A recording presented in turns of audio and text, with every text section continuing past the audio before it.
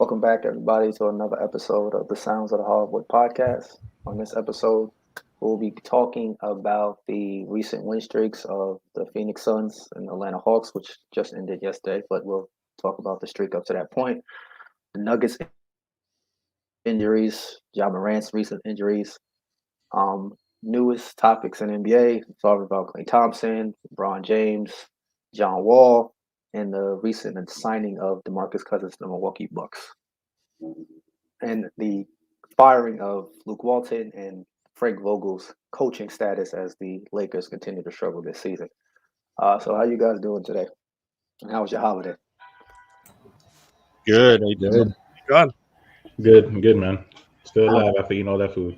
What was the plates like? I'm Yeah. Oh God. posting plates on the gram. What was the plates looking like? I had a combo of Puerto Rican, Italian, and Jamaican Thanksgiving, so that was fun. Gotcha. So that was the menu like? No, it was a Puerto Rican buffet downstairs in my basement, so I had like 3 plates. Oh, yikes. And I have a doctor's appointment on Saturday. I have to get some blood work, so I'm kind of nervous. Yeah, you better hit the gym. Yeah. Get that cardio in. I still got the leftovers, so I'm good. See what you had over there. Oh man, the traditional white people food, turkey, dressing, all that stuff. And we did a friendsgiving, so nothing out of the ordinary. Traditional. Oh my God.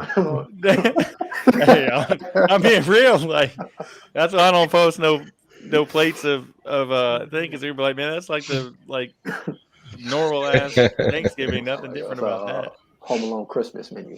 They're pretty much same kind of. All right. Yeah. So, Ant, what you had? Minus the kid being home alone. Basically similar to Solo. My mom didn't cook this year for Thanksgiving, so I didn't get the soul food, but pretty much all the Hispanic food, and then the regular stuff. There was turkey. It wasn't a big turkey, but I'm not like all these crazy people that have been coming out talk about no mac and cheese for Thanksgiving. I'm all about the mac and cheese, so that's all I care about. You gotta have mac and cheese. That's a steak. As long as there's big mac and cheese there, I'm there. We had about 2 trays of that with the sweet potato casserole, or just regular yams, anything like that. Oh man, y'all make me hungry. I might have to get a plate after this. So the plate record is just the Soto own a plate record at 3. Shit, I know I'm last. I had 1 plate. Hell no. So I had like 5 plays. I ain't gonna guess that. Damn. You said 5, dude. I'd be in a coma. I was in a coma. 5 plates. You can ask Is that plus dessert, or that's just straight meal? Jesus. No, that's dessert. The 5th plate was dessert. Okay, I'll give you that then, if that dessert's included in that. Okay, I thought you was going 5 plates and then the dessert plates. I was gonna say, dude, I was in a coma after that. Though. You can ask Keem and Soda. They're like, yo, you gonna come at Xbox? I was like, yeah. 30 minutes later, yo, I'm out. I'm done. Well, yeah, you ate 5 plates of food. I would, that's a buffet at that point. But shit, that was fun. It was good though, man. It was worth it. I ain't eat the whole day. That's why I was like, oh, so you said, fuck it, I'm just gonna eat everything at one time. Yep. I'm starving. Got you. 2-hour drive. Think about that. I'm surprised you didn't let your wife drive, because you was probably in the backseat sleep. There's no way you made that trip after 5 plates. I was all right. I mean, I was tired, but it is what it is. Got you. All right. So I'm gonna start off with I'm gonna get my pain out the way first.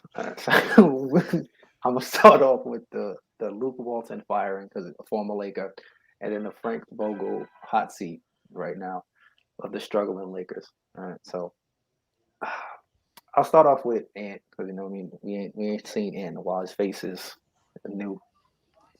I was here last time we had a podcast. What are you talking about? I know, but I mean, this is we've been on Xbox and stuff. He trying to avoid going first, because he gonna get in his feelings after we all dissected. No.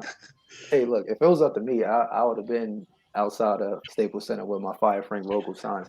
But I gotta be patient. It's a long season, I guess. But I'm gonna start off with Antonio on Luke Walton and Frank Vogel's status. Well, with me, I have more an opinion with the Luke Walton status. Firing, should I say? It's about time it happened. I think it should have probably happened in the summer. I hate when teams do this. Like, I guess maybe because who he is, maybe I don't really know what it is, but they always want to wait till the first 1/4 of the season went by, and it's like, all right, you know what? You're kind of doing the same thing you did last year. There's not really progression with this team. We got a good power forward / center that you're not playing, who doesn't want to play for us no more because you're not playing him at all. So it's just like, all right, we're gonna let you go. But if they would have just did that in the summer and got a right coach in there, this team could be looking different. We've seen what happens to teams when you get a coach fired and you get a new coach in there, and how just having a new voice can change the whole locker room and the whole mindset of players and stuff. So I just think, unfortunately for whoever's a Kings fan, it's a little too late. Yeah. Like, so this season's kind of like, whatever. Like I said, I think it should just happen in the summer. I think the better question would be who's really gonna take that job. Like, who's bold enough to take that job? Because it's like they have no sense of direction with that roster at the moment and stuff like that. With the Vogel status, I always say LeBron controls everything whenever he goes to the team.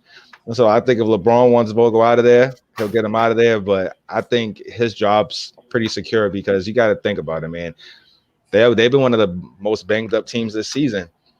So a lot of the L's could go to, okay, this player wasn't active that game, or you can't go that deep into your bench because you don't have, or even having different lineups all the time, different closing lineups. AD's in out of lineup. He's not even 100%. LeBron's not 100%. So I think Vogel's job is more secure than we think. But the Luke Walton thing, like I said before, it should have been happened. I'm glad it happened. Now we're gonna see, hopefully, the future of that franchise. Gotcha. Pete. Let's see. So I'll start with the Kings.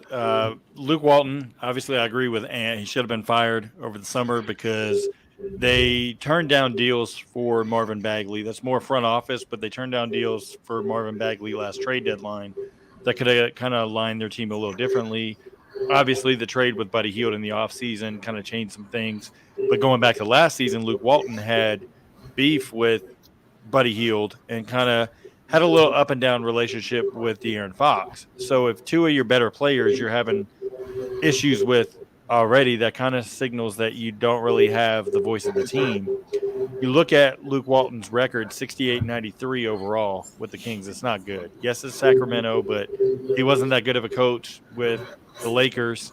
He got a pass for, following Steve Kerr's footsteps with the Warriors, and it kind of just, went on from there. But if you look at the way the Kings have played since Luke Walton's been fired, they're basically 120 points a game on average, which is good offensive growth.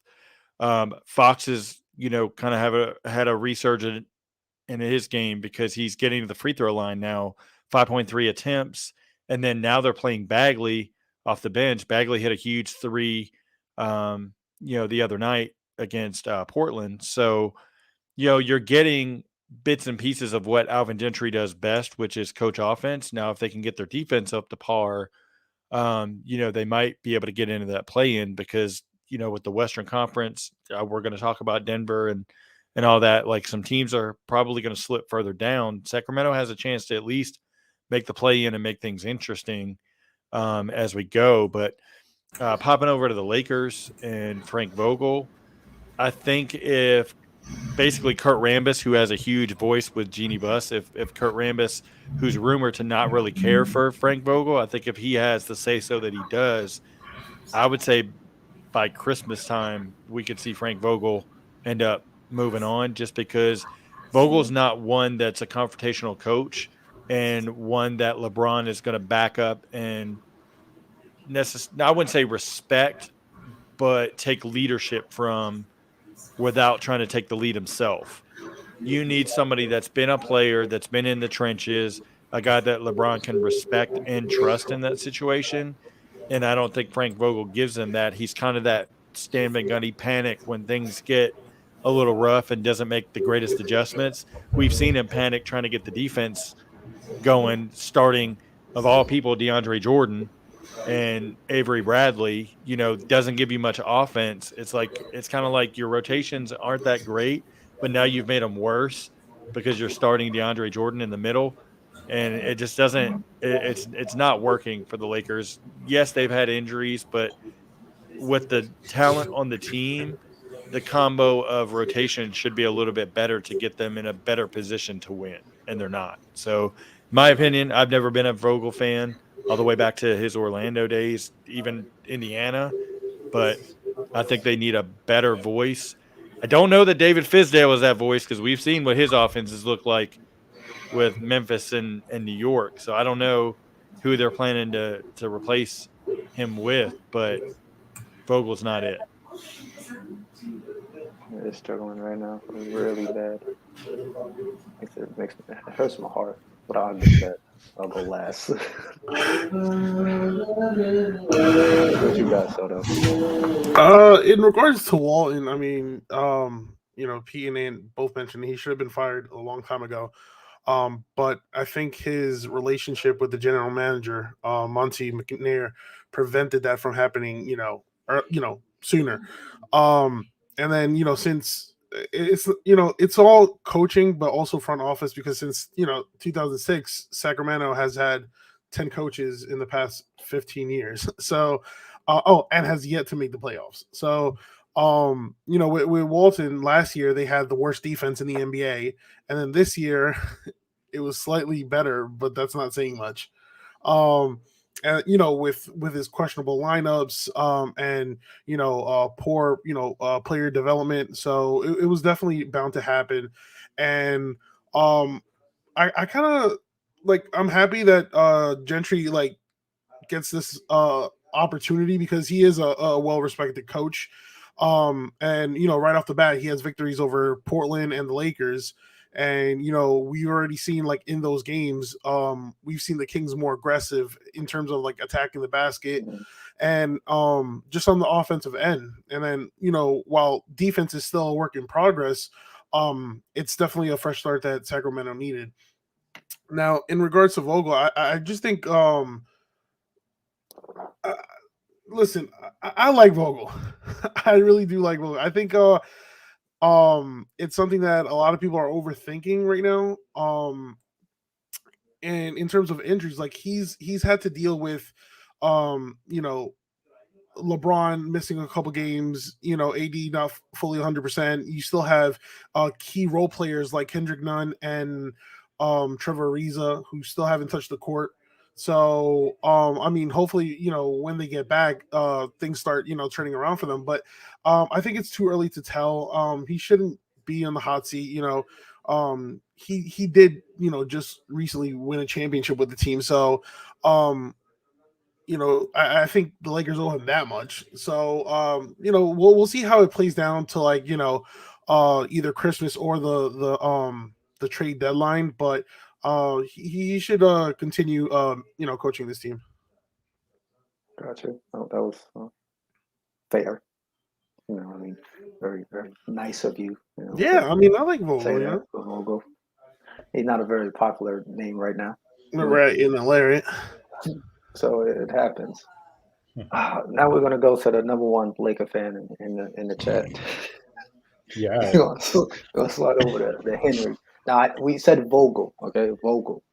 All right, because I know there's a certain name on this Laker roster that triggers you. So I'm gonna just disclaim that now. And say, better no lies. No lies. Disclaimer that damn name. No lies with that statement. No lies with that one. But I'm not gonna get into that one because another day. Dave Fizdale shitty ass. But anyways, back to what I was saying. And we have a comment that says they're playing the professional basketball version of the participation trophy. And the Lakers' problem isn't coaching. Can we say no perimeter defenders? Yeah. But I don't know. For me, I think Vogel's an okay coach. I don't think he's a great coach. His track records with Orlando and Pacers, yeah, he may have made the playoffs, but he had some really good players in that team and some good coaching staff. The Lakers did get hit hard with the coaching staff, obviously. Lionel Hollins retiring, Jason Kidd leaving for the Mavericks, who have a better record than the Lakers, who go figure. But him being on the hot seat, I'm agree with Soto. I think that since he won a championship, I think it's a little bit hard for them to, sort of get rid of him. I think that I get that, the Lakers are the team that had to perform. They're sort of like the Yankees of basketball. They have to win, win, win, win all the time. That's their mentality. But like Keen was saying about before, something about Kurt Rambis. Yeah, Kurt Rambis was a horrible coach, so I'm not going to get into that. I don't know why he has a genie bust his ear with anything, because that man was awful with the Knicks. So I'm not going to get into that. That triangle bullshit is pretty much outdated NBA play style. So, I mean, I know it won championships, but the game's evolved and things change. So that doesn't work anymore, in my opinion. So I think Vogel should keep his job. Luke Walton should have been fired. Honestly, he should have even been hired for that position, honestly. I'm going to just keep it real. He's had a terrible track record. Yeah, granted, he had a 31-31 season and 31-41, but he has a terrible tendency of developing players. The Kings should have went with the direction of a coach that knows how to develop players. Obviously, there's a couple coaches out there that got overlooked, like a Darwin Ham, Eden Atkinson. Obviously, those guys are known for player development, so they should have went that route. Obviously, they had some head-scratching signings as well in drafting. So I know I Soto said before, Monty McNair is friends with Luke Walton, but everybody said Stan Van Gundy was friends with Griffin over there in the Pelicans, and look what happened to him. So I mean, you got to pick what's good for the direction of your team, and not just because you're friends and buddy with them. Obviously, the Kings haven't made the playoffs since 06, so goes to tell you whatever they're doing is not working. Yeah, that's fair. I mean, it seemed like all of y'all have said, Luke Walton being fired, not surprised. Frank Vogel in the hot seat, unfair. All right. I'll start off with Luke Walton. I won't go to Frank Vogel first. Start off with Luke Walton. I think Luke Walton was just a product of Vlade Divac. Vlade Divac might have been possibly the worst GM in recent histories for an organization, and he made some questionable roster choices. And not worse than Scott Layden. Let's not get into that. And he made some questionable coaching choices.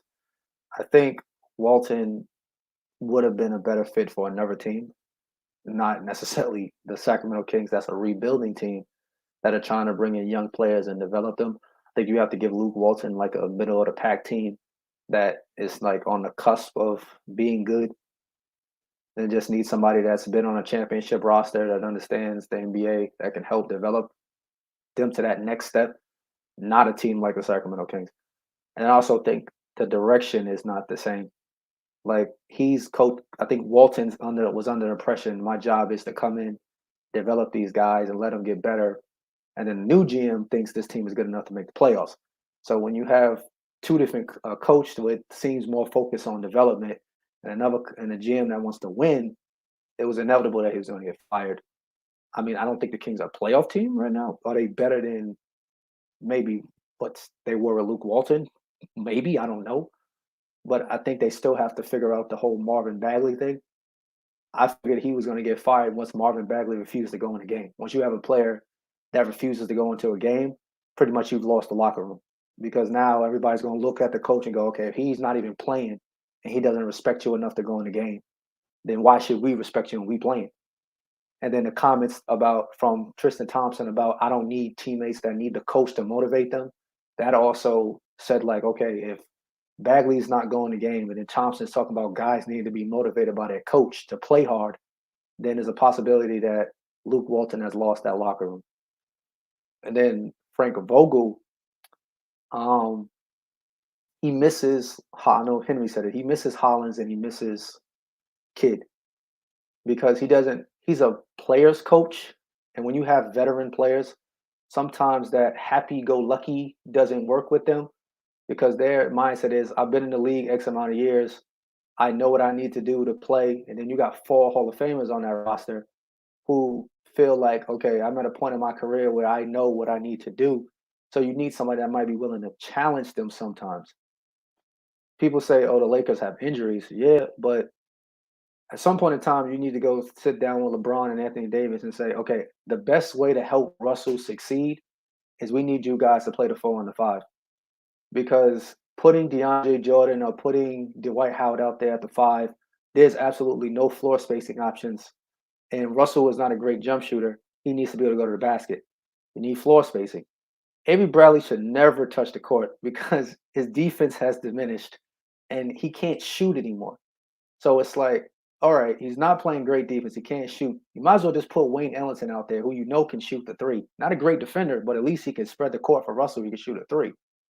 And then go with somebody like Bazemore or Malik Monk, somebody that can shoot. Malik Monk can score, and then Bazemore is a better defender than Bradley is. But that's a whole nother conversation. But Vogel, I get why people say he's shouldn't be in the hot seat. I get why people say he is in the hot seat. Because with a team with this much expectation to be under 500, yeah, you're going to get criticized. So, I mean, he's got to deal with that. He's a championship coach. He knows it comes with the territory. So, next topic we can go into are the hot streaks of the Suns and the streak of the Atlanta Hawks after being bottom of the East. They've now worked their way back into the playing game range, similar to what they did last year. So with the Suns and the Hawks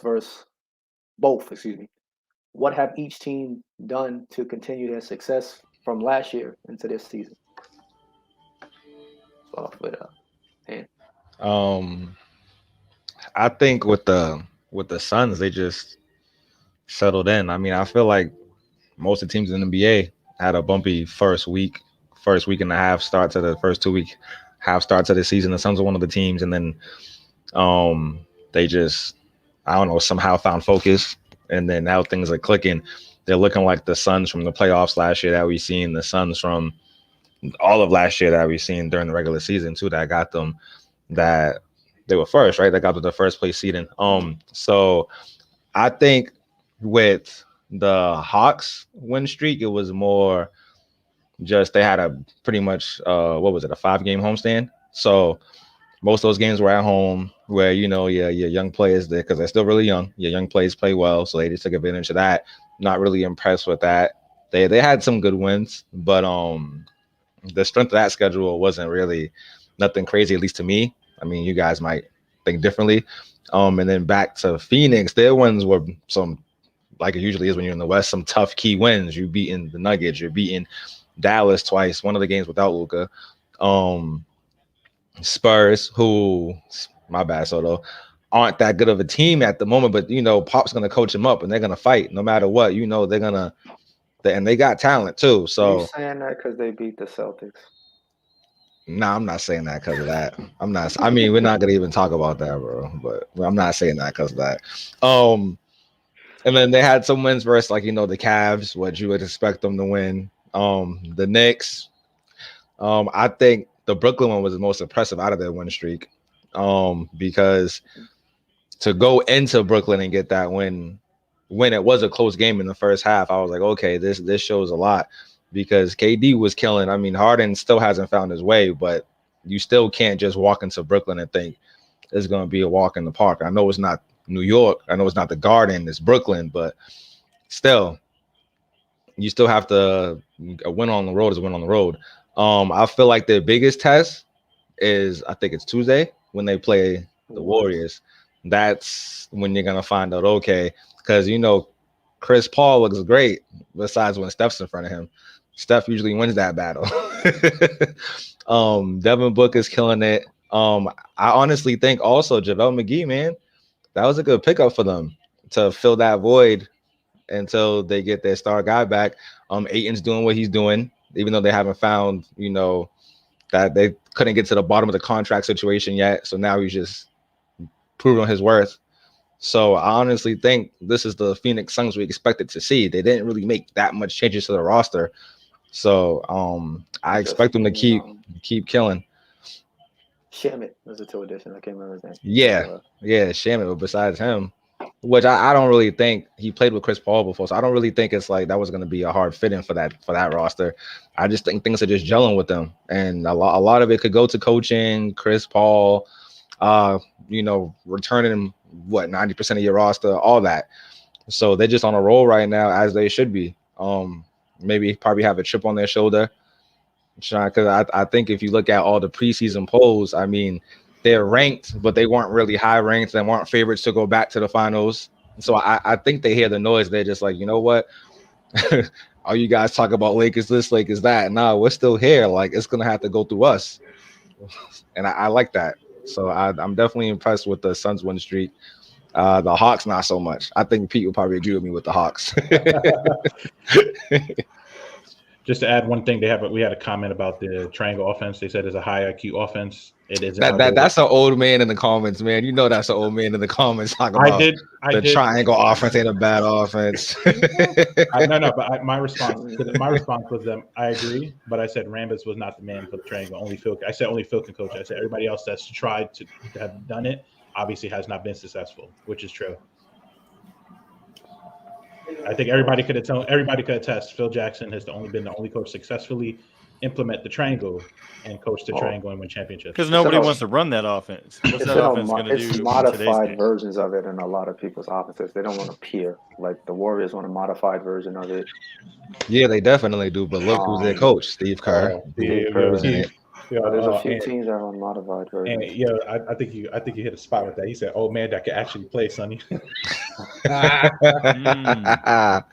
All right. He said denying that the Suns are a good team based on strength of the schedule is a fan comment. Teams don't pick the schedule. The Suns are the best team in the NBA. CP3 is one of the best floor leaders in NBA right now, maybe one of the best of all time. I never said the Suns' strength of schedule was weak. I said that about the Hawks' strength of schedule. See. I said the Suns had key wins. I said the Hawks had a weak schedule and they played home most of the time. Hawks are just a young team. Of course, they can play better at home. Man, you're gonna get Coach Norman Fisher come out there and he's gonna cross you, bro. He don't want no problems with me. Well, I don't want no problems with him in the paint, but he don't want no problems with me outside the paint. Oh man! So it's only fair now. We go to Pete. We got to get the Hotlanta take on the Phoenix Suns and the Atlanta Hawks. Even though there's Philly stuff in the background. Pete don't like no damn Hawks. Stop saying that. He hates the Hawks. Hey, I will say so. That's why I thought he would agree with me. That's why I thought he would agree with me. I have to make a disclaimer. So I have a bet, which I know I'm going to win, so I'm not worried about it. But so I have a bet with my buddy's son. So if the Hawks make it to they don't have to win the NBA Finals, but if they make it to the NBA Finals, I have to put a Trae Young jersey back there. And I have to hang it in view. Oh, you're saying NBA Finals, not conference finals. I said if they make it to the NBA Finals. So that means they'd have to take out Brooklyn. They'd have to take out Milwaukee. They'd have to take out any of those teams. Wait, time out. What happens if he loses? If he loses, basically, then his dad has to buy me tickets to an actual Sixers game in Philadelphia. So, that's a good bet right there. Yeah, so get some good seats, we had to make it worthwhile because if I have to do the Trae Young jersey, not only do I have to put it back there, it has to stay. It can't be a temporary thing. It has to be a permanent addition to the wall. And I was like, man, if I got to do that, you got to make something worthwhile, for it. So, basically a trip to Philadelphia is in the works anyway for next year. So it'll work out timeline wise if everything works out. But we should all do meetup. I told Keem next year all of us meet up and do a live podcast somewhere. I mean, sounds good. That'd be pretty dope because I'm about 2 hours from Philly. I don't know. Okay. The rest of y'all, but we can meet somewhere. But just to comment, shots fired by Coach Norman Fisher. He said, when you coach 40 years and have put kids into college in the NBA, call me. Yeah, I just read that. Hey, I've coached a few years too. Not 40. You still got playing legs though. I think. Yeah, I still got playing legs. I think everybody else is done except for you. Yeah, I'm juggling both. Maybe Keem still has some. Keem too. My legs are gone. I got arthritis knees. I ain't doing that no more. I'm good. If I go play a game now, I can't deal with the patience of somebody that want to be out there like this, the NBA Finals. Like, come on, bro. Gotcha. Why are you hard fouling in a men's game? Explain that to me. Yeah. Oh, yeah, that happens, especially now. You got that age where you're running into the 30-year-olds. That's all they know. Yeah, you get some of them old heads like 45 and above, like they play dirty, dude. They'll punch you in the Yeah, stomach going in for especially if they feel like, layup. Like, They're gonna yep, butcher. They gonna especially butcher if the they rest, feel like yeah. you're running it up on them, like you're running up the score on Mhm. them. Yeah, they're gonna give you something to remember. Flavor It's gonna be two the coming. butcher, it's gonna be the Butcher Fest out there. Butcher Fest try 3000. coming off the screen, they trip you, dude. Yeah, Like undercut your legs. Nah, I'm you good. just That's why I gotta can't do keep that it cool. anymore. Yeah, you just gotta keep it cool. You already know it's Well, you. we You already know. say that, but we're gonna be that person one day.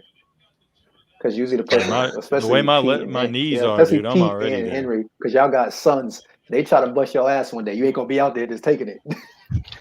Nah, If your sons pull up that's you already with the a Curry given. shimmy. So he already has like a little goal that he shoots on. Like obviously it's not regulation height because he can't. You know, he's just about to be 5. I already throw his Yeah. stuff. I'm like, dude, you got to earn that shot. Like I'm not letting you learn how to shoot. And he cries, and then his mom's like, "Oh, you're just being a jerk," you know. And I'm like, Yeah, "Well, I sounds mean, about he's right. not sorry. He needs to learn that when he gets into an actual like rec league and all that stuff, they are going to pack him. They're not going to sit there and You let gotta him do. shoot the ball. I can see Like Pete. it's I not can see happening. Pete like this. Yeah, he's letting the ball float, and also like, get that out of here. Yep, pretty much. Get that weak stuff out of here, boy. Yep.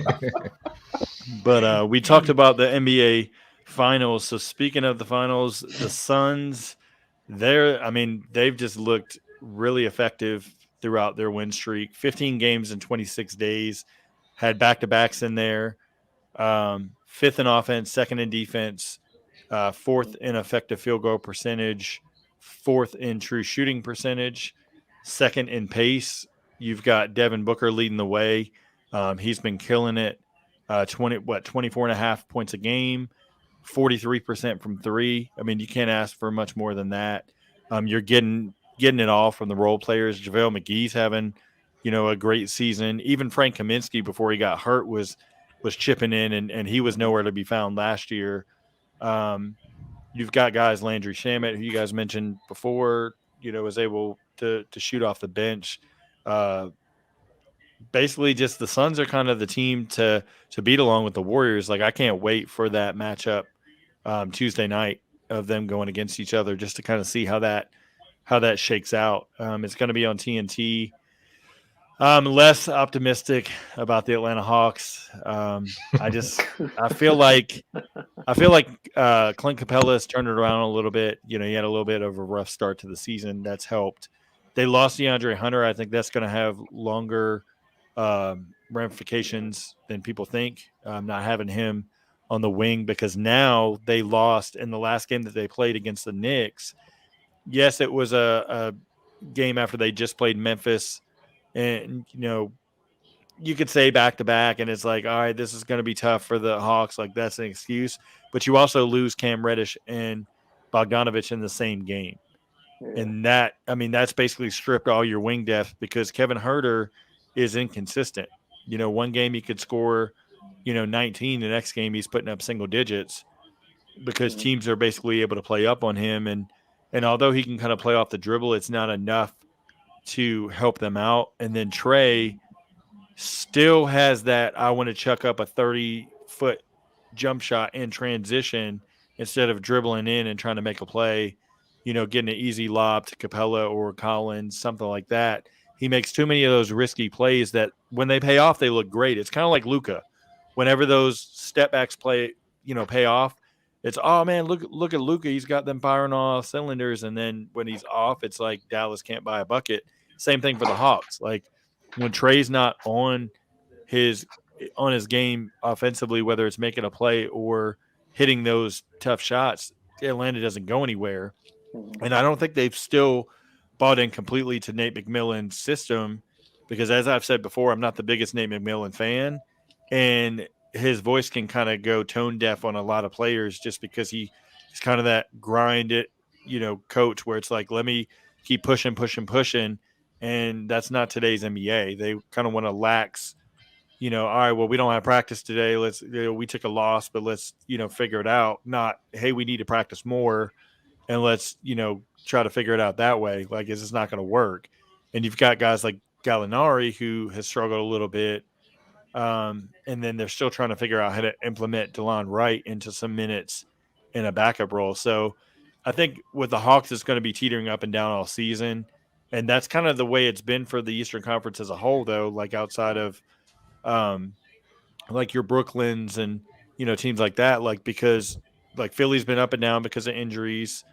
So I think you're going to see the Hawks teeter right around that 6 range for most of the season. So not as impressed with the Hawks. Okay. So, what you got? Of course, I'm more impressed with the Suns. This is what 16 game winning streak. So when you have a court general like Chris Paul, who's one of the smartest players in the game, expect good things to happen. Booker being the go-to player on the Suns offensively has a career high shooting percentage from 3, and then DeAndre Ayton, becoming more of a threat on the floor, playing more aggressive. Seems like he's playing with a chip on his shoulder, since he's seeking a hefty contract extension. And then Bridges becoming one of the better and more physical defensive players in the league. No doubt he'll wear you down. And then I think when it comes to this team, I think truly like the key to their success and their win streak is the bench combination of Payne, Shamet, Johnson, and McGee. They all been dynamic, and they've all certainly taken this team to another level. So that's why I'm more impressed with the Suns, and I think they're more dangerous than they were last year. In terms of the Hawks, they had a nice 7-game winning streak. But like Ant said, though, I was looking at their schedule, they were all pretty winnable games, maybe with the exception of Milwaukee. The first game against Milwaukee, but then they had Orlando. Then they had an inconsistent Boston team. They had Charlotte, OKC and San Antonio, all winnable games. To be kind of honest with you, they should have won last night against the Knicks. They just had an off, shooting night. But nevertheless, like, listen, a 7-game win streak is still impressive. And then most of the credit goes to Trae Young. Last 4 games averaging at least 30 points per game.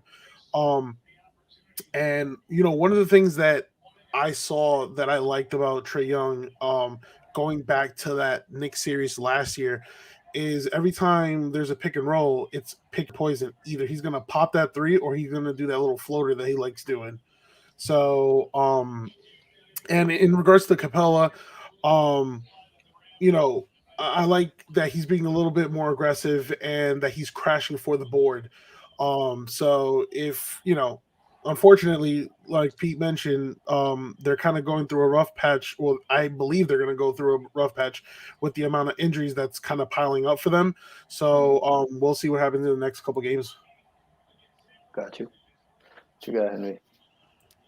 Yeah, for me, the Suns obviously is impressive. 16 wins in a row. Obviously, for the Suns, is the roster stability. Obviously, things have been clicking, like Ant said. Everybody else said, Pete and everybody. I think two of the biggest things for them is obviously they were in the top 10 last year, but now they're in the top 5, I believe, with the efficiency in offense and defense. And obviously, they're up there with the Warriors, so I think that helps. The additions of Shamet and McGee, obviously, it's been solid. They're both shooting combined over 50% from the field. Obviously, everybody's looking good. Chris Paul has always been a monster every time he plays. Ayton's obviously trying to prove that he deserves that contract, even though we know Robert Sarver to be a cheap ass, but he's trying to prove that he deserves that contract, which is true. I mean, I'm not going to deny it. Sarver is a cheap ass. I'm surprised he offered CP3 the bag he did. I know Phoenix has won 8 at home and 8 on the road, which makes it more impressive. So they're not only dominating on the road, they're dominating at home too. The Hawks, I'm not really. I mean, I think that was like a big run for them last year. I don't think they're going to have that same run this year, even though I will say Capella is playing like a complete and absolute monster. Obviously, the other day he had 16 points and 21 rebounds, and he's been getting over 15 boards the last couple of games. Hawks have been getting decimated by injuries, obviously. I know they lost Bogdanovic. They lost Cam Reddish that game against the Knicks. And they had some of the other backups playing that didn't. Yeah, Hunter's been out. They haven't been playing full strength. Gallinari's a little bit struggling here and there. I think they're still trying to figure out his role. Like Pete said, Dylan Wright. I mean, the list goes on, but yeah, they have a lot of injuries. And, later on, I'll touch on more of the injuries thing when we get to that. But injuries seem to be affecting a lot of teams in the NBA this season, especially the Hawks. I mean, granted, they got on a little 7-game win streak, but for them to lose to the Knicks, who were depleted that as well during that game, I mean, it goes to show you that their 7-game win streak wasn't really as impressive as the Suns is. Gotcha. That's how it feels. Suns was they beat some bad teams. Suns, they beat good teams. Continuing success of last year. Hawks is like, that's what y'all feel as a group. I think the Suns is what we're comparing them to, unfortunately. Pete's bet, what you mentioned earlier about somebody bet on that they made it to the NBA Finals. I think people are looking at that team and going, oh, they was in the conference finals last year. All right, cool. But I don't think they really got any better than they were last year. I don't like the John Collins contract at all. I don't, because I feel like it strapped them now to him and Trae Young.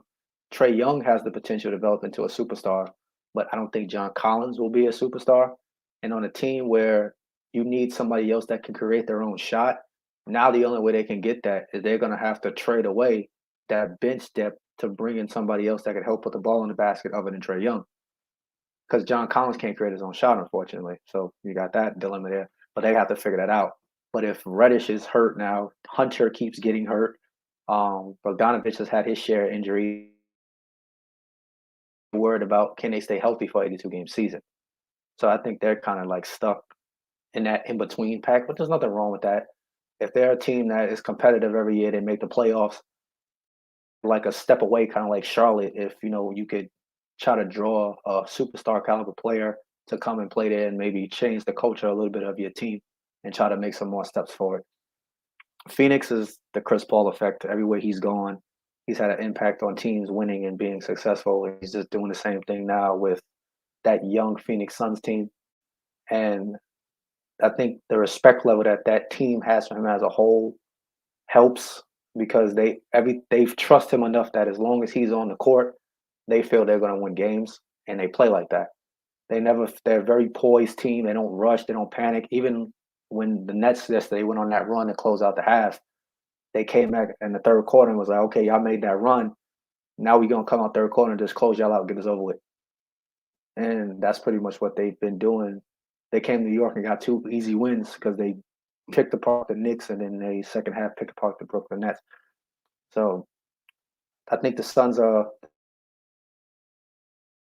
and as a Laker fan, but I'm being honest, if you're looking at their health, you're looking at their roster, you're looking at their performance, until the Lakers look better, the team to beat right now in the West is the Phoenix Suns. And the Hawks ain't in that conversation, so they just got a nice little streak there, and that is what that is. But we did talk on injuries, talk about the recent injuries for the Atlanta Hawks. So we have injuries that the Denver Nuggets are dealing with Jamal Murray, Michael Porter Jr., and now Nikola Jokic, who was out for an extended period of time with a wrist injury. Can PJ Dozier? Oh, yeah, it's just right. PJ Dozier got hurt as well. So they're dealing with their fair share of the injury bug. And then Memphis got some, I guess, bad news. Bad news because it's an injury to John Morant, but good news because it wasn't a severe knee injury. So out of those 2 teams, during the period of time that they're dealing with these injuries, what do these teams have to do to try to keep themselves afloat, so when their players come back, they don't find themselves at the bottom of the East, which is much harder than in the Eastern Conference? All right, and what you got? I think Memphis will find a way to stay afloat because they have a good backup guard. They have a lot of guards on that team. So, and it's not the first time Jaw's been hurt, and obviously, hopefully it's not that long, but they've dealt. I think last year was his ankle. There was a high ankle sprain, so they've dealt with a couple weeks of no Ja, and I can't think of the backup guard's name off the top of my head, but he did a pretty good job holding it down. So with them, it's just next man up, and I think they'll be fine because they already have like their core there, and they know how to play. They got the coaching system in, like they're fine. Meanwhile, Denver's on what, a 5-game losing streak. They got Miami in Miami tomorrow, which I mean would have been primetime TV with what happened a couple weeks ago, but it's just gonna be a pointless game to even watch, right? At this point, when you look at Denver's roster, it's just like, bro, you looking at who's this guy, who's that guy, who's besides 4 to 5 players. It's like you don't know who these guys are because they're all young. Number one, number two, where are they gonna get their offense from? The thing about losing the MVP is that he created the offense. He was a point forward, he was a playmaker, all that. So when he's not there, who takes over that role for them? There's obviously no Murray. Like, who is the guy to run the offense, get guys in the right place? Who's going to be the leader? Who's going to get guys right when the opposite team goes on, a little 10-0 run or something? Like, it's just going to be pickup ball at this point. That's what it's going to look like. I mean, the last game, you would think Rivers would step up because he's a vet. He's been in the league long enough to know. He's been on his share amount of teams, and he gave him a donut game. Jeff Green's going to probably show up here and there, but at this point, I don't think he's really a good fit for that team. It's just like it just looks really bad right now for Denver. I mean, I don't want to jump the gun here, but if they don't either make a key pickup or a trade or something to get somebody like a good veteran in there, they could go on a really bad losing streak. And like you said, in the West, it's tough to dig yourself out of that hole. Especially with you don't really have a timetable on the wrist injury with the Joker, so it's just like they got to find a way to scrap wins, which is hard to do. Like at the end of the day, it's the NBA. Like you can't look at the schedule and be like, oh, this is an easy win. Like these guys all come out here just like you did. They work hard all off season. They get paid to play, and they earn their roster spot. So it's like they got to show why they're here. And hopefully they can figure it out. But they're already on a 5-game losing streak. They're 9-10, I think, or 10-9 right now, and it can get real worse for them. So that's what I gotta say about Denver. The Jaws just like they'll be all right. They'll stay afloat, but Memphis will be all right. They'll stay afloat. But with Denver, it's like eyes wide open on them because who knows where this can take them. Like that injury bug's bad over there. Yeah. Like you said, they got players on the court that you don't know who they are. Yeah, legit. Look at the roster right now. You're like, who's this guy? Who's that guy? Minus their starters. Everybody knows the starting 5 because most of them are role players. But yeah, The bench was the worst bench in the NBA by points per game before the NBA or before the injuries to Porter Jr. And then PJ Dozier tearing his ACL. But if you look at Denver, you look at Will Barton, who's a scorer. You look at Aaron Gordon, who should average more than 13.6. Monte Morris can score. Like all those guys have to step up in roles that they're not normally accustomed to. Now is the challenge. Like, all right, if you're going to beat adversity, now's your chance. I think the dark horse that people aren't really mentioning because he has a sprained ankle right now is Bones Highland. I think if they can get him back healthy, he can fill in a huge scoring role for them. Yes, he's a rookie, but I think he's able to fill it up enough, and his speed and quickness and versatility, even defensively, he can help them in the areas to kind of, bridge things along until you can get, Nikola Jokic back in with his playmaking, things like that. Their problem is going to be overall, like who is going to step in, night out, the consistency that way. They need a leader to step up because you're not getting Michael Porter Jr. back, not with that back injury and what he's had in the past. They're not going to risk it and bring him back too early. Obviously, Dozier is out for the year. Murray, you're going to do the same thing. You're not going to bring him back because if you bring him back too early, what if he risks another tear? And that's one of your franchise guys going forward. So this is the collective unit that they've got moving forward. They've got to figure it out. I think they have enough that they can stay afloat at least to make the play in. Whether they can make it past that point is another story. What I don't want to happen is what the people on Twitter normally do. Oh, Denver sucks right now. Let's fire, Mike Malone, and he's lost the team and all that stuff. You're not going to win if you have this roster. You're not going to win with Bol Bol. You're not winning with Zeke Nnaji. Like, you're not winning with those guys that don't have true NBA experience. So, if anything, I hope that Denver's front office says, hey, this is a lost year. Let's go ahead and switch more into development mode. Let's try to get the younger guys involved. If you see, like, by January that the team's really struggling to stay afloat, like, go ahead and push towards the young guys and say, let's just lose this season. Let's just go ahead and push the development side of things. With Memphis, I'm a little worried because Ja and his ability to score and just his fast twitch offense, nobody else has that on the team. Where's Desmond Bane going to get his open three-point shots from? Because Tyus Jones isn't that type of playmaker, nor is DeAnthony Melton, and that's your point guard options without Ja in there. Not that they're incapable of helping you, just not to the effect that Ja Morant can. They're already 30th defensively, and that was with Ja Morant on the court. It's going to get worse for them defensively, and I worry because they're going to slide down in the standings, and now this is when, people counted out New Orleans. What you find out about Zion, if Zion can get healthy by Christmas or relatively on the court by Christmas, getting game shape by end of January, like real game shape, like the Pelicans could make a late season run to get that play in, and then Memphis could be the outside looking in depending on how long Ja's out. If you're talking about 6 to 8 weeks, that's a good chunk of time to lose your star player for, because Jaren Jackson Jr. doesn't create for himself, especially not in the post, shooting 40% as a big. He's doing okay from 3-point, but he can't get in the post and score consistently. When you look at the rest of the roster, Desmond Bane, Dylan Brooks can create a little bit, but he's not like a go-to number one option or even really number two. He's more of a third option like he's been.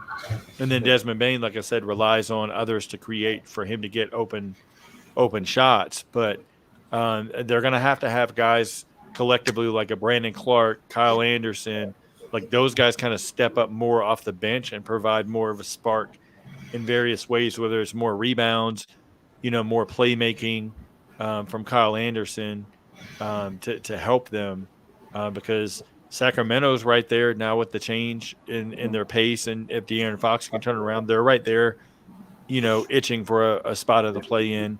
Like I said, the Pelicans, the Spurs, even though they're kind of teetering more towards development, I'm not counting them out like ever just because of Greg Popovich as a coach. Like, I mean, not that to say that they're going to be like the A seed, but at least push towards the play-in to at least get a chance. The teams like OKC and Houston, you can count them out. Like they ain't happening. But the rest of them, that's everybody. It's kind of like they're right there. So a little worried about both teams as far as the play-in. Gotcha. Worried about Denver because roster struggles, and then you're worried about Memphis because of John Morant. Gotcha. Well, you complimented the Spurs, so it's only fair that our in-house Spurs fan club association leader goes next. That would be me. I'm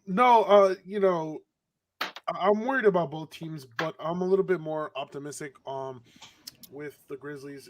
In regards to the Nuggets, like, I think, besides the injuries, their lack of size is absolutely killing them. And, obviously not having Joker there. And then, I know this might be a random take, but they do have Ball just chilling in the bench. And, and here's the thing. If the Nuggets aren't going to play ball, I honestly think they should trade him while he still has a little bit of value. Because I do think, yeah, and I do too. And I do think he has some sort of value. But they're in a situation where they don't have much to work with other than playing their young guys. And I know Ant said that he wasn't he doesn't think Jeff Green fits. I'm actually comfortable giving Jeff Green minutes the past 3 games, I think he's been the only one balling out for them. Because at this point, I'm not sure who's truly going to step up. Aaron Gordon, inconsistent. And then, other than that, like, we haven't seen much from any other guys except for Jeff Green. I mean, it was supposed to be PJ Dozier, but again, unfortunately, he suffered an ACL tear. So it's going to be interesting to see what happens with the Nuggets, especially during the trade deadline.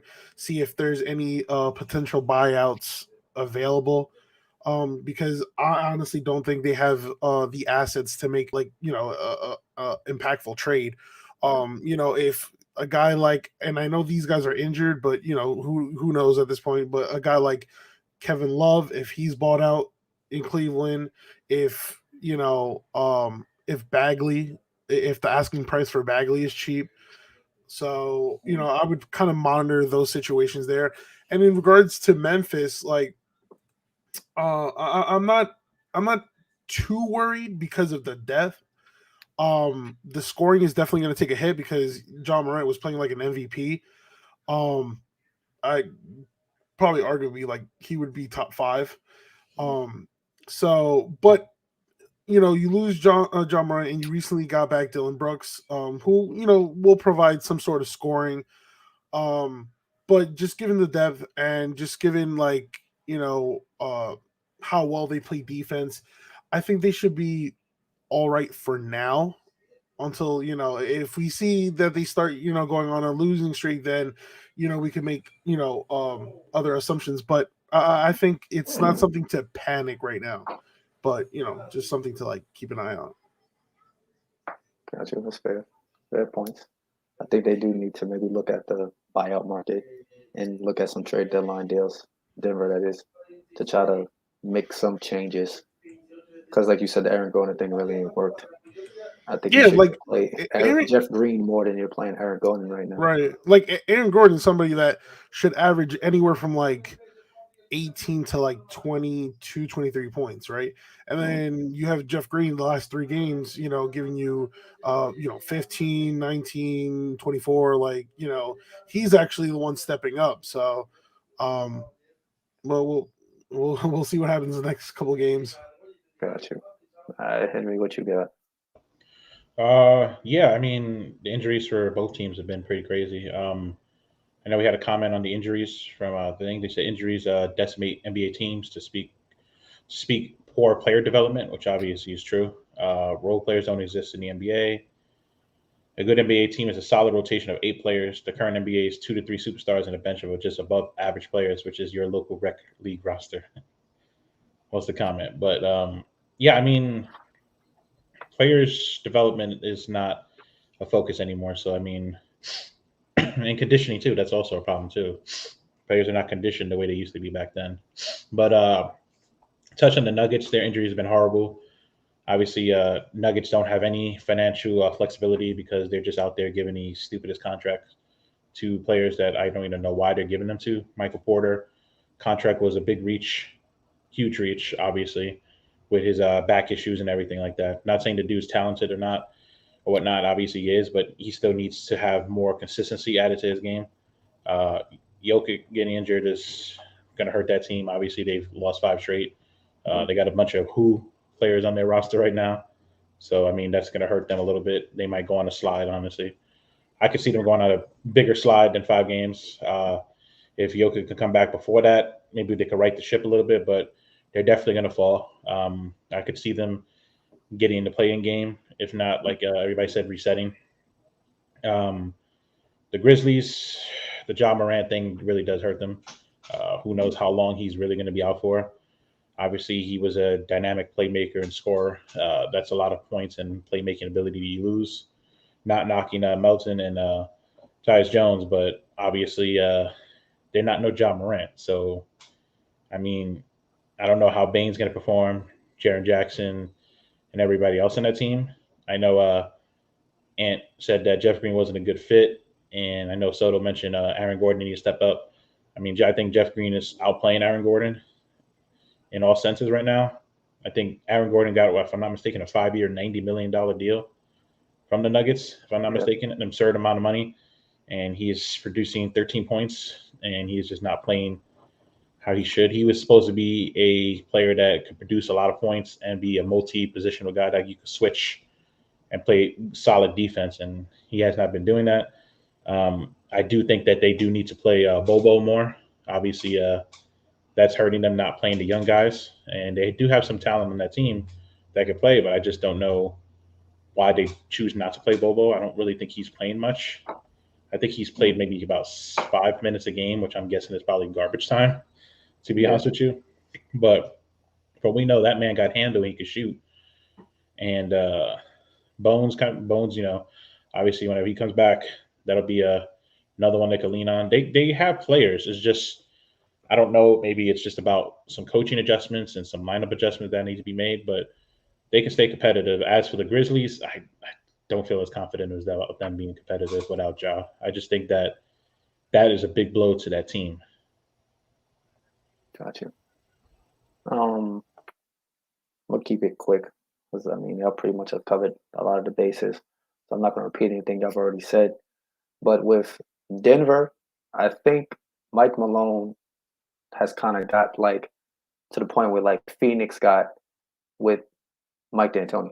Now, I'm not saying he needs to be fired. What I'm getting at is that you can have too much of the same thing. Their ability to live and die with Jokic as the point center has crippled the development of other guys. Other guys should be able to do more than what they do. The reason why you don't have a playmaker without Jamal Murray, because when does anybody ever playmake when Jokic is on the court? He plays point center. So if you're wondering why, I forgot his name, the point guard, backup point guard. Campazzo. Not Campazzo. Monte Morris. Monte Morris. There you go. It was right there. I just got brain stuck on Campazzo and Monte Morris. Monte Morris can't do it because when he's in the game, he comes in for Jamal Murray normally, or if he's starting, it's point center Jokic. Bobo can't play because it's point center Jokic. You can't put Gordon in pick and roll because it's point Jokic. So it's like when you have a team that's centered around a center, it's only really going to work if they're a post-centric center. Like Embiid can do what he does because he's on the post, high post, and occasionally stretches to the three-point line. He doesn't interfere with what Maxey does, with what Seth Curry does, with what Tobias does. He doesn't interfere. I've always thought that Jokic needs to learn to be like a Paul Gasol. You can still be a skilled passer. You can still be a skilled pick and roll. You can still be a skilled post player, but you don't have to have your big ass on the three-point line all game, and you're taking space away from the guys that need to be on the three-point line. Because they run an offense where they got a point guard in the corner and the center is up top. Okay, when Campazzo comes in the game, he's a playmaker. He's like a Pablo Precioni. He can't playmake if Jokic has the ball. So now he's not there, and they looking like, all right, bro, you want to play point? You want to play point? You want to play point? Mm-hmm. Who the fuck going to play point? Because they don't have one now. So, and then with the Memphis Grizzlies, it's the same thing. Too much of the same thing. With no Ja Morant now, they're looking around like, okay, who going to do what Ja Morant does? You can't do it with Kyle Anderson. His nickname is Slow Motion. You're not doing it with him. He's not running up and down the court. You're not doing it with Tyrus Jones. His little brother's better. They need to go get the little brother and put him on the team because you're not going to get much from Tyrus Jones. We ain't going to have no Duke slander. No Duke slander. Okay, he's up there with Jahlil Okafor. It's like, why? Don't put Tyus Jones in that Jahlil Okafor. Jahlil Okafor is in like a category by himself. Well, I can't put him in up there with the greatest Duke player, so I got to find a middle ground. I got to find a middle ground. That's the closest middle ground I could go. I can't say JJ because he had a productive career, his whole career. Mm-hmm. And then Milton he's okay, but he's a backup guy. He's not a guy that you're going to turn the keys over to the offense right now. And he's mostly a defender. Brooks played some point guard when he was in college, but he's more of a scoring mindset guard when he's got the ball in his hand, and he has erratic shot selection. That's why Memphis eventually realized he's got to play off ball, because you put the ball in his hand, he probably just gonna jack up threes the whole game like he did in college. You could put him in Sheldon Williams territory. That's a terrible Duke player. That would have been better. That's okay. Don't put Tyus Jones in that category with Sheldon Williams. Sheldon Williams is under Jahlil Okafor. That's even worse. I didn't want to go that low. I mean, I just said Okafor because he got number one. He was number one over. He was a second pick. So it's like, you know, he had the worst rated Duke players are Okafor, to be that. Gerald Henderson, Sheldon Williams, and Shane Battier. So that's why I didn't think Shane was bad though. Are you really going to put Shane Battier in a bad category? Are you kidding me? You didn't let me finish. I said I disagree. I disagree with Shane Battier. I disagree with Shane Battier, but the other ones I agree with. Oh my goodness, that's tough, bro. That's damn tough. But that's my only thing with those two teams. It's like when your offense relies so heavy on one guy, obviously when they're not there, you're gonna struggle, and you got to get creative with this. Aaron Gordon, the Magic, pretty much the running. If the Magic suck, okay, and they was like, yeah, y'all can have him and take him. If a bad team is willing to give you their best player, that's a red flag. Freaking Denver should have took him for the little playoff run they had and was like, all right, bro, it was solid. You held it down for the set, but this not your home. Go pack your shit. Go find a new place to play for. But to give him a 5-year stay, nobody's taking that contract off their hands. I mean, somebody might, because bad teams make bad decisions. But I don't think he's the option right now. Play Jeff Green. And like Soto said, I think you may entertain trading to him for like a Marvin Bagley. He's a viable option, even alongside Jokic, because he is not a center. He's built like Porzingis. He's no reason should he ever play the center.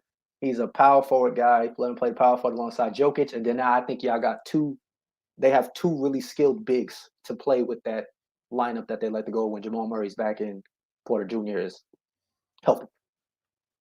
Memphis needs to make a trade at some point in time, because if we're slandering Aaron Gordon, then Jaren Jackson got to go in that same boat, because he hasn't taken those steps like Ja Morant took the same steps forward. It's like, okay, Ja Morant's a 25, 10, 5, and 5 turnovers, but that's a working process.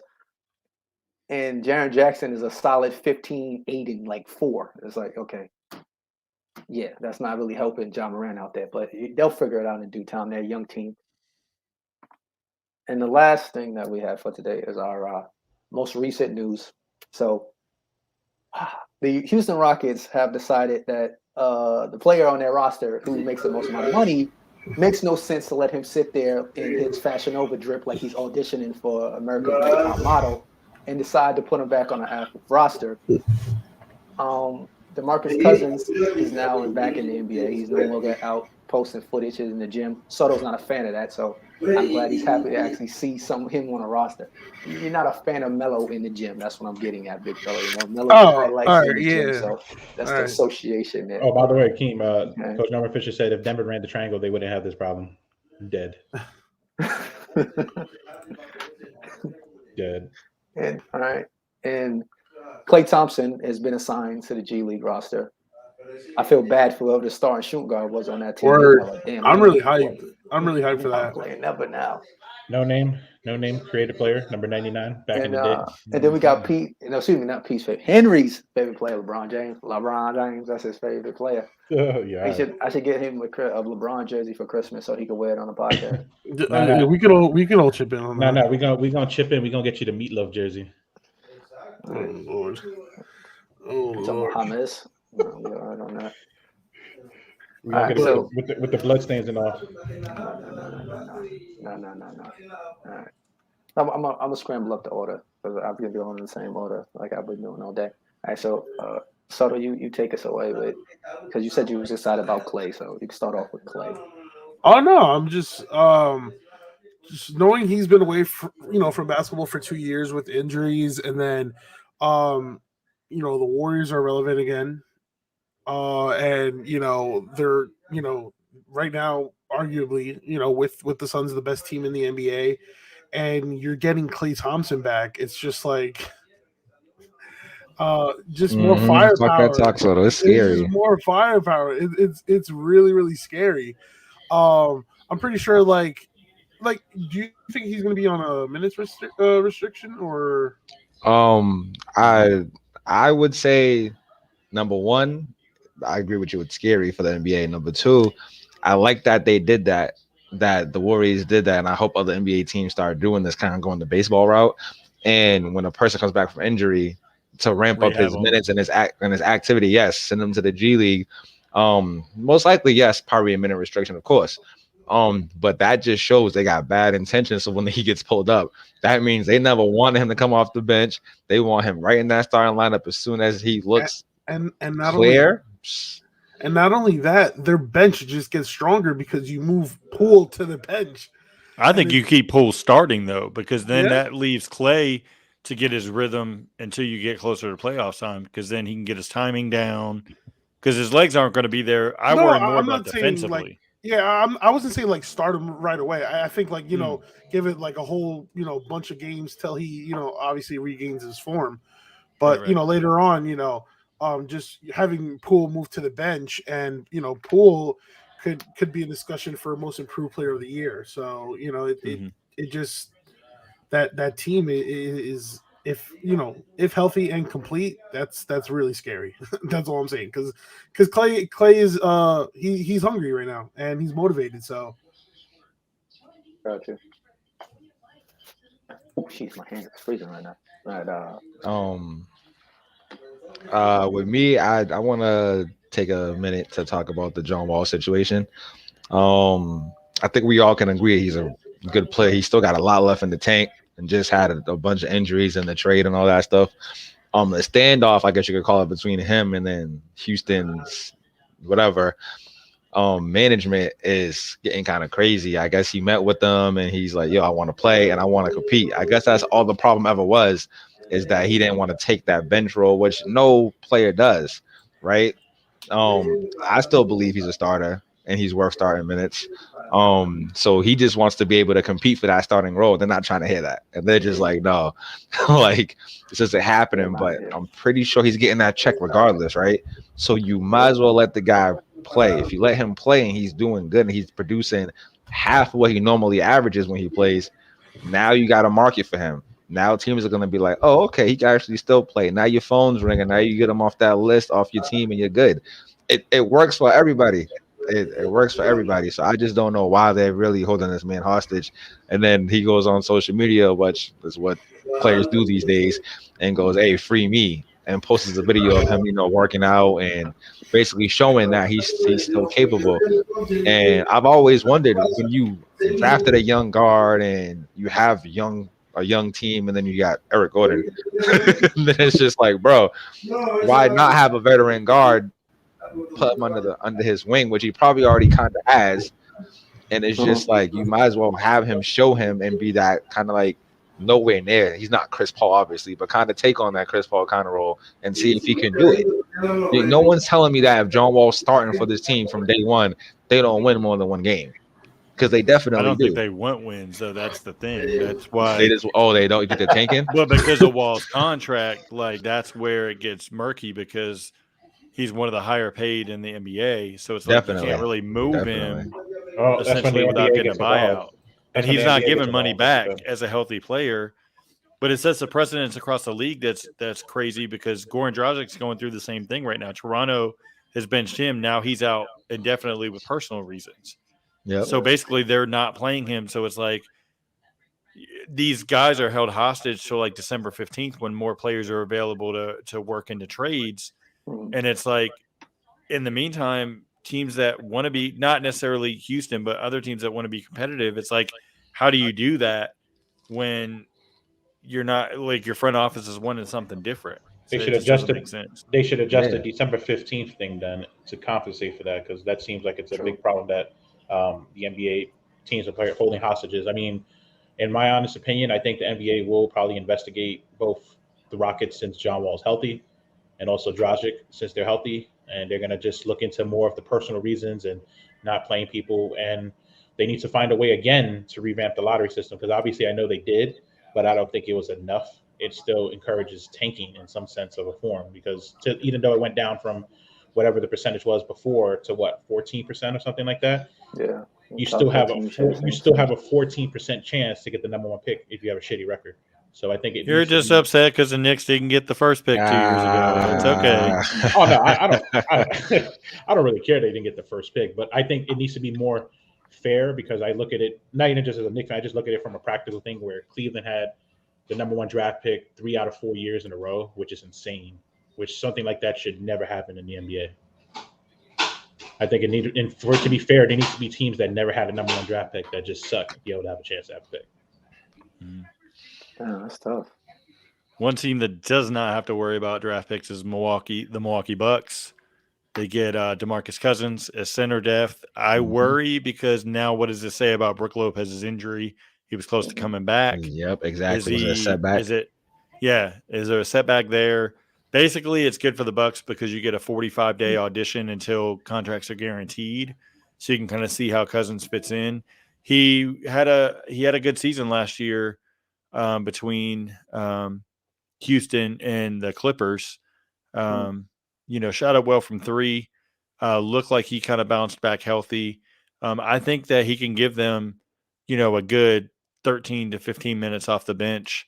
I don't think he starts, but I think coming off the bench for 13, 15 minutes, he can give them points in a hurry, get them a couple rebounds, to give rest to like Bobby Portis, or if they want to go small, then somebody else in there. But it only helps strengthen Milwaukee as they're basically gearing up to keep all their guys as healthy as possible to take on Brooklyn, when it comes down to things. So good signing by Milwaukee. Glad to see DeMarcus back because I don't think his career was over by any means. I mean, he's only 30 years old, so I think he's got a couple more years left. All right, Henry. So you know who you got. Parental advisory warning in place. No, there's no parental advisory warning in progress. Just to talk about another side note with another NBA news for the week. Keith's favorite player in the world and the GOAT for all time, LeBron James, had a couple incidents happen in NBA. I know he had some fans thrown out of the Pacers game for obviously derogatory comments towards his son, which was absolutely horrible comments to say about anybody's kids, basically telling them they want to die in a car crash, which is obviously horrible and wrong to do. Obviously, there was a lot of political figures and different people commenting on it, which don't know, obviously, left from right and right from left, vice versa, obviously. As a fan, there's no need to do that kind of stuff. There's no need to belittle a man's family, regardless you like the player or not, the team or not. Obviously, it wasn't called for. LeBron's been in the news lately just because of the whole beef with, also because of Isaiah Stewart. Obviously, LeBron said it wasn't intentional. He tried to apologize. Isaiah Stewart obviously sees it differently. I respect both sides of it, obviously. Isaiah Stewart's going to play with a lot of intensity and a lot of heart, so I understand that part. He has a role on the team, same thing as LeBron. I don't think LeBron's a dirty player. I do think it was part on accident, but things can happen. But obviously, I think both in a sense. Hold on, wait a minute. I'm sorry. I'm clipping this. Henry defending LeBron. This is clip worthy right here. This is unheard of. I'm sorry. Happens. Henry, you thought it was an accident? I actually got to watch it. Because remember I told you I didn't really get to watch it. I saw it after, so I watched like the whole thing of it. And I just been hearing the things, and I saw different, analysis obviously on it. And I think it was an accident because I've done it before, where you're boxing out for position and you can sort of hit people by accident hard.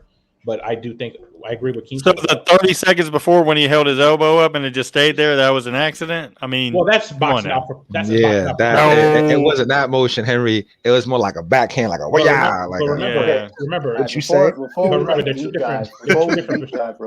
different positions though. LeBron's more of like a small forward, power forward. Isaiah Stewart's a center, so he got a little bit more body on him. So I'm not saying LeBron's bigger than Isaiah Stewart, though. Okay. LeBron's 6'9", 265. To add some context, there's context to this incident. Okay, there is more context that people. But DJ Meech posted a video doing a voiceover of Isaiah Stewart. Oh God! And when they played against each other last year, there was an incident when Isaiah Stewart went up for a rebound, and he kicked LeBron in the face because he did a leg flare up. he's also kicked Luka Doncic in the nuts Right. on the same I know. thing, I know. doing a leg kick up. The players all do it. So he's They got a foul. reputation of being a little bit extra. Yeah, I mean, So- a lot of players do. So like There's a what lot of Ant players. said, Got some LeBron, extra sauce back on something this time, and But he look, wasn't a fan of it. A lot of That's players all it do it. was. We can't say that only about Isaiah Stewart because Draymond's done it. There's been a lot of players that do a lot of extra movement and stuff like that. But what I'm trying to say is LeBron did try to apologize, and I agree with Keem about Isaiah Stewart only getting mad Oh my because God. he Is this had. going on YouTube? Yes, it is. It's recording to that, but he had blood on his face and he reacted because he had blood, and that's understandable because at first he's probably like, when you get hit, sometimes in basketball you're sort of in a state of shock, and then when you realize something, it's just like, whoa. But we know why he reacted because he got back towards the team thing, and they're like, "You gonna And get the team was bitched like that?" And then holding him. Yep, I was just gonna get to that next basically, part. The that's team when he holding ran back. up and tried He to do got bitched. something. And Looked like a reality TV in show. today's- Because he had him face to face, and he didn't do anything to LeBron. Yeah, right. Right. He had him legit face to face. But let me ask you guys a question, and since we're talking about LeBron, do you think LeBron should have got suspended 2 games, the same as Isaiah Stewart? No, I mean, LeBron James. There's levels to this. Yeah, but you can't set that. You That's can't. what You happened. can't. Nah, you can't set yeah, that. he You can't set that precedent LeBron in the gets NBA. the one game was deserved because we all know there was intent behind that. It just sucks that they waited until the morning of the day they played the Knicks, which made that game so whack. I Loved think if it. Isaiah wouldn't have chased again, like if he wouldn't have Yeah. gone back through, he would only got 1 game. I don't understand Yeah. why he. I Wait, don't they're playing understand why. tonight too, right? Yeah, I think so. I don't. Yeah, No, they yeah. played I don't. each Oh other. yeah, shout out It's to a them. rematch, Craig. But I don't know why. For me, just for that whole thing, I don't know why Isaiah Stewart ran back. And then just to touch on one more thing, obviously, I like the JJ Redick smoking Stephen A. Smith alive on TV. I think Stephen A. Smith finally sort of had somebody tell him how it is, and I did like it because Stephen A. Smith be having these wild, crazy takes sometimes. I absolutely loved it. Yeah, Stephen A. loved it. forgot. Stephen A. I'm forgot gonna who he tell you was why talking you wrong, to. and this is why. Yeah, Stephen I A. love it. Yeah, Absolutely. Stephen A. forgot who he was talking to for a second. He And thought I he was think talking to one of JJ those Listen, I'm That- gonna be honest. fresh out of college interns and That's- forgot he was talking to someone Brunson- fresh out of the NBA. Like he's newly retired still. Parental advisory, JJ That's- Redick shitted on him. That's why That's JJ going to was go like, one of 2 ways. One, it's either he's going to be brought back, and that's going to be the banter back and forth, and it's going to be highly like viewed, or his ass is never going to be seen Yeah, on that's what's First about to Take happen. again. He's about to get fired that's on his it. day off. no, over. the It's way over. Stephen A. is, I think is gonna be option A. I think they're gonna bring him because that probably got them the most ratings since that Yeah. clip started Yes, that's stirring why- around. And JJ's Go back always to been watch it. unfiltered, going back to Yeah, college. Like, exactly. Yeah, but it was a good take. I think JJ sort of Yeah, gave he him that put NBA him player. in his place. That's what he needed though, because I think Stephen Yeah, A. Smith but- saying a lot of crazy things, and I think he Yeah, needed and to I hear that. also get what Stephen A. was trying to say. He just worded it wrong. I think he should have been more like not fair to LeBron physically, just like fair to LeBron, like you're not intimidating me. Coach Norman Fisher. That's what it is. Where nobody at this point really is intimidated by LeBron, but at the same time, it's just like he was just wording it wrong. And then he's one of those guys that's always trying to compare LeBron to MJ, which is like. Then that started floating around. People were like, "Oh, MJ wouldn't let that happen." Next thing you know, there's a 2-minute clip of MJ getting into fights and people bodying MJ. I'm like, bro, Yeah, I'm like, Stephen A. just looked horrible this whole segment, but it happens, man. somebody said Coach Norman Fisher put in today's soft NBA, this is an issue, and that JJ Redick was an act, and for us to stop it. I don't know. I don't think JJ Redick was an act. I think he was sort of on the side of an NBA player as opposed to somebody who covers NBA players. I think you have that different perspective of a person that actually played in the league as a person who covers basketball and never really played in the league. Well, yeah, he's going by based on what he sees, and then JJ is basically telling you, "Listen, I've experienced it." Yeah, They yeah. said took a charge. Not only that, LeBron. you know, for TV ratings, obviously they had to spice it up a little bit and just make it a little bit more. Spicy picks. You know, Of course. you got to do the spicy takes. His first take is For that's sure. how- right That's now. how it is. So. They are struggling. They are struggling. That little system they have where like Mondays it's Mike Irvin, whose lips are always chapped, and then Tuesdays Chill, freaking bro. Keyshawn, Man, how you gonna do anything like that? and then Wednesday is somebody random. Like yo, it's always they're trying to Oh, find he's ratings. So I So will you got- say with Malika Andrews in place of Rachel Nichols, that show has improved a lot. That show Like I said. definitely improved. Yes, and Yeah, we so haven't that was heard a good nothing from call. Rachel. And I'm gonna Nor throw is that she out doing there. anything. She at I'm gonna throw home that on out there. Instagram cooking cookies for Christmas, She chilling. baking He got cookies for enough. Christmas. He got enough money saved at this You got the point. You KD know, ashy yeah. knees that Draymond was commenting on. Bro, they Ashy said ankles. yes, the ashy ankles. Oh. Insane, bro. I think he's got like eczema or like something like that. Yeah, I think no, it's an actual I'm not really going at that. As It was a many joke.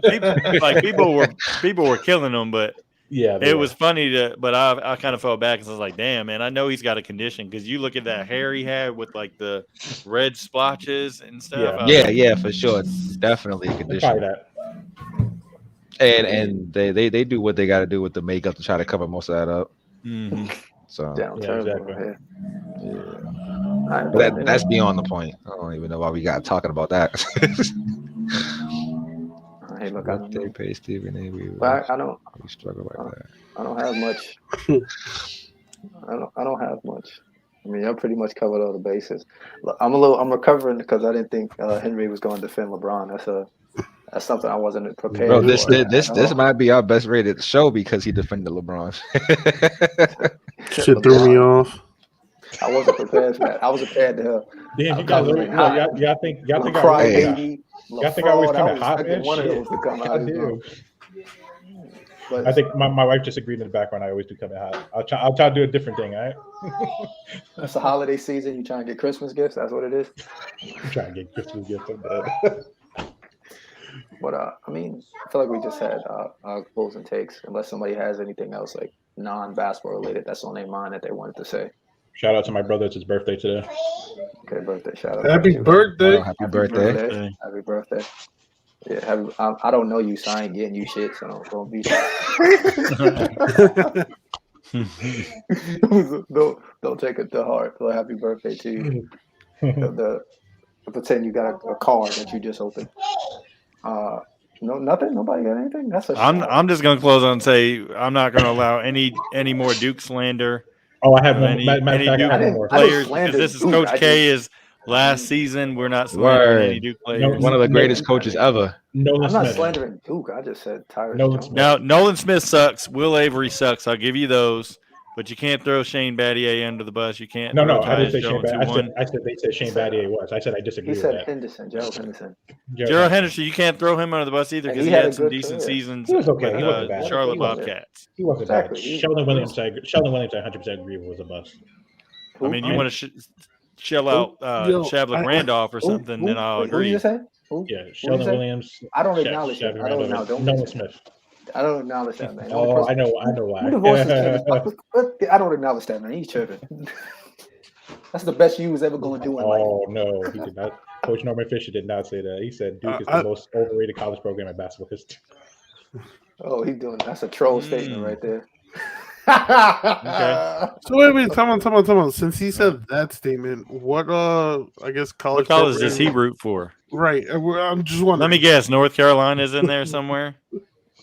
I was just We're wondering. gonna talk about overrated. I mean, come on. Word. We're gonna talk about championships from the '80s and like, come on. Oh, come on. You can't do that. I'm waiting for that. Don't get this man Gene going. Wallace. That I mean, drip. we gonna go back to the '90s. I mean, how many decades do you want to go back? He got that drip. Oh man. So don't Duke slander. All right. Birthday shout out. And He said he's Soto. HBCU college man. Yeah. Okay, fair enough. Fair enough. Anything Ant and Soto? Nah, I was actually going through my phone to see if I saw any LeBron slander from Henry. And Recently, nah. Well, what you gotta do is start using your FBI gadget and catch him in the headset. Because that's what most of the slander comes from. He recently said Braun thinks he never fouls ever. That's why he's always crying. Oh, I see. By Henry. Well, that is always, crybaby statement. that is always true though. I mean, that's always one thing I will say about it. Yeah, he's never committed a foul the entire time he's been in the NBA. Yeah, No that's- superstar commits fouls. What do you mean? No superstar ever commits fouls. Yeah. I've rarely ever seen any superstar play go, yeah, you're right, I fouled him, ref. Never. It doesn't happen. And I mean, And Julius Randle does it too, Henry. So I mean, I think he. And needs we to- got through. I will say this: we got Please. through a whole show and we did not slander Russell Westbrook. So I think we did. Why good. would you say his name? Yo, hit close out. you put it out there in the atmosphere. Don't even give him the opportunity to say something. They're about to trade him back to Houston because they don't want him. I mean, maybe we don't know. But John Wall got to play. I ain't gonna sit here and be like, "Oh, go trade up for John Wall." I ain't seen him play a game in almost a year. It seemed like. There's my Russell Westbrook slander there. He's going to get back to Houston. Ugh. But that brings us- I found one. I found a LeBron slander. Oh, God, here we go. So Keem said, you happy, Henry? LeBron got ejected from the game. Pete said LeBron with a bitch sucker punch. Oh, this is fresh when it happened. This is Right, when it right. happened. I didn't watch it. Remember, I told you that. But then skipping to what Pete I said, didn't watch it and until said, recently. Henry said, "Yup, the bitch finally got it." See, told you. I did call him a bitch. I With did. the little bitch thing. But I didn't. Well, the new one's now. The new one's probably not. The new one's probably Henry snitch know now. damn well he wouldn't say little bitch James to LeBron. He'd be like, "How you doing, sir?" You did right. Yep, what up? With the Kevin Hart, this is stupid. Let's hug. Yeah, I was Let's looking for that text. I was like, It's aggressive, but Henry has his moments. When you spend all those years as a Knicks fan, you on stress. You gotta lash out somewhere, right? Yep. That brings us to the end of this episode this week. Like always, if you've missed the beginning, any part of our live episode, you can watch it on our YouTube channel, Sounds of Hardwood. If you prefer to listen to audio versions of the podcast, we post it to Apple Podcasts, Spotify, and Anchor. Season's greetings to all. You know what I mean? For those that celebrated Thanksgiving, Native American Heritage Day for those as well. And then as we should move into the Hanukkah, Christmas, and New Year's time. So I say it ahead of time. I know Hanukkah. Some people start Hanukkah sooner than Christmas, but you get the point. But thanks for listening. Thanks for watching, and we'll catch you on the next one. And we out.